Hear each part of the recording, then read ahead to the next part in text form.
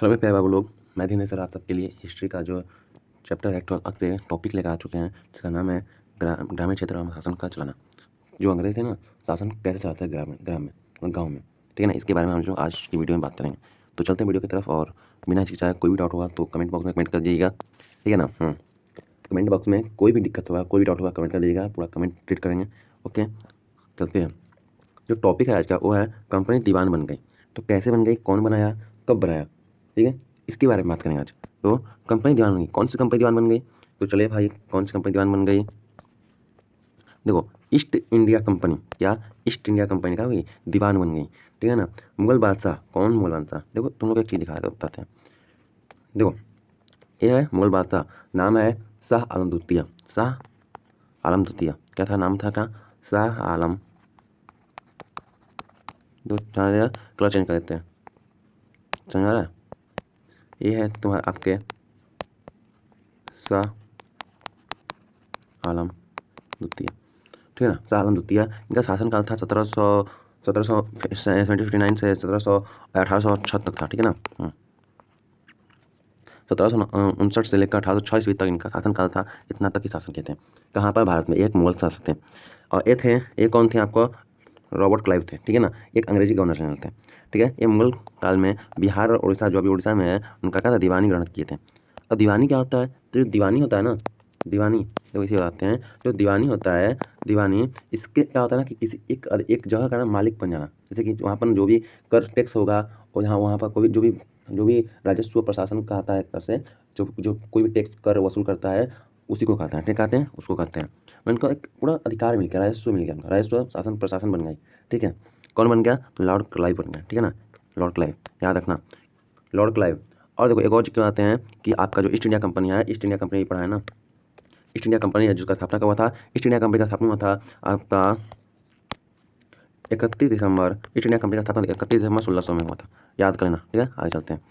देखो, जब ये सभा कहा था, ये परंतु उपयुक्त चित्र जो है, चित्र हो रहा है ना, यह एक भव्य समारोह का है, ठीक है। यह चित्र चित्रकार द्वारा बनाया गया है, जिसे रॉबर्ट क्लाइव ने अपने जीवन के यादगार पलों को, यानी जो यादगार घटनाएं थी, उनको चित्रित करने के लिए सौंपा था, जिनका नाम था जोफनी। क्या नाम था? जोफनी नाम था, ठीक है।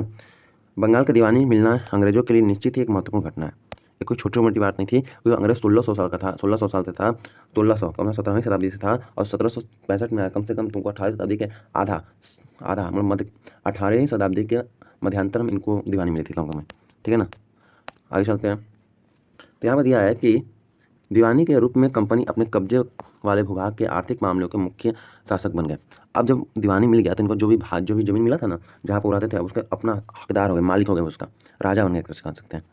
उनकी इसके बाद का जमीन का शासक चलाने के लिए आमदनी व्यवस्था, मतलब जहाँ कहीं भी आप रहेंगे, मतलब अपने घर में रहना, रूम लेकर रहना कहीं, तो उसमें आपको क्या लगेगा? उसका वो फीस लगेगा, भाड़ा लगेगा। अब भाड़ा लगेगा तो भाड़ा लगेगा, मतलब जो है ना, जो रेंट लगेगा, किराया लगेगा वहाँ पर, उसके लिए आप पैसा कमाना भी तो पड़ेगा ना। इसके लिए क्या उन्होंने कमाने का मार्ग ढूंढने लगे, जिससे कंपनी बढ़ती खर्च की आपूर्ति के लिए काफ़ी आमदनी का हुई हो सके, मतलब कंपनी को। और वो लोग क्या थे तब यहाँ पे आए थे, तो वो एक व्यापारिक कंपनी के रूप में आए थे। व्यापारिक कंपनी क्या करती है? या इंडिया से सामान खरीदती है, और यूरोप के देशों में जाकर क्या करती थी? बेचती थी, क्रय और विक्रय, मतलब खरीदती थी और बेचती थी। तो इससे कि कंपनी को भी नुकसान ना हो, मतलब नॉर्मल कंपनी चल पाए, और हम लोग का क्या करना, एक्स्ट्रा ज़्यादा सामान नहीं लेना है कि स्टॉक ले लिया, स्टॉक बच गया, स्टॉक ऐसा ही लेना है जो स्टॉक बिक जाए, ठीक है ना। अब आते हैं आगे। जैसे जैसे समय बीतता गया, कंपनी को यह भी समझ में आने लगा कि उसे सावधानी से कदम उठाने चाहिए, क्योंकि देखो, यहाँ पर क्या थे? यहाँ पर थे लोग। कौन लोग थे? यहाँ पर कौन थे? लोग थे।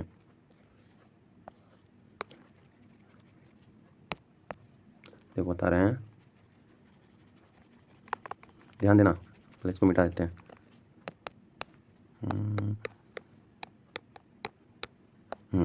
चलो इसको ले लेते हैं।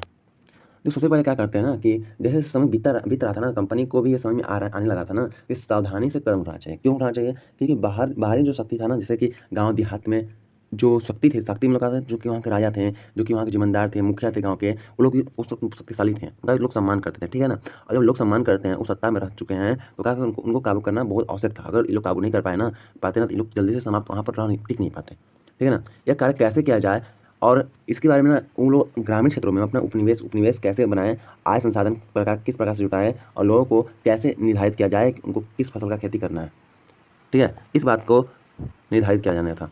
अब देखो, अगर उन लोग ग्रामीण जो वहाँ के मुखिया सब जमींदार थे, उनको अगर नहीं अपनी तरफ करते ना, एक तरफ नहीं करते हैं, ये लोग क्या करते हैं, वहाँ पर मात खा जाते हैं, वहाँ पर अपना काम क्या करते हैं, नहीं कर पाते हैं। इसीलिए लोग क्या करते हैं, यहाँ पर जाके उन लोग को अपनी तरफ कर लिए।